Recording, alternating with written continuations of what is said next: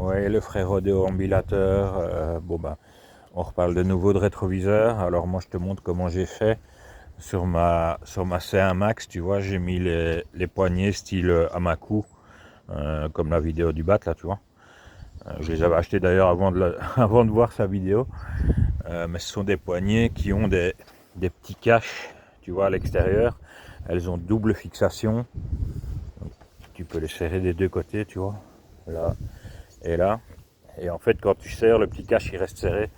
J'en ai d'autres, un autre modèle pour te montrer ici. Si je fais ça, tu vois. Et du coup, là, tu sais rentrer ton rétro. Problème sur la Segway, c'est que c'est un peu comme sur la Boyueda. Donc demi-poignée d'accélérateur, tu vois ici. Bon, ça, moi, je vais changer, hein. Je vais enlever. J'ai commandé les mêmes poignées que ça, mais en rouge et noir, et une gâchette au pouce. Donc ça va changer. Mais en attendant, pour pouvoir quand même avoir un rétro sur celle-ci, bah, tu vois, j'ai gardé la poignée d'origine, mais j'y suis allé au scalpel et j'ai découpé tout l'intérieur pour pouvoir emboîter le rétroviseur dans le bout du guidon, quoi. Donc voilà, c'est des rétroviseurs comme ça, c'est 10 € pour la paire. Donc tu vois, là il y a une paire. Et j'en ai une paire encore en plus en secours, parce qu'il suffirait que la trotte tombe, c'est des trucs qui pètent assez vite, hein. Mais bon, franchement, ça fait le taf. Ils font 7 cm de diamètre. C'est pas très grand.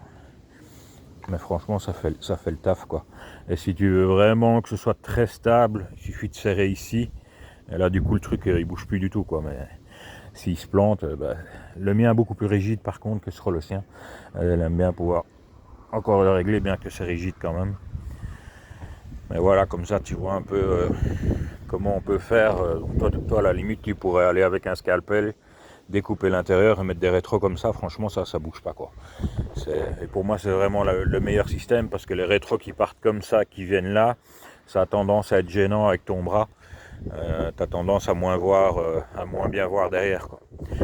Et ça, c'est important de prendre en miroir convexe.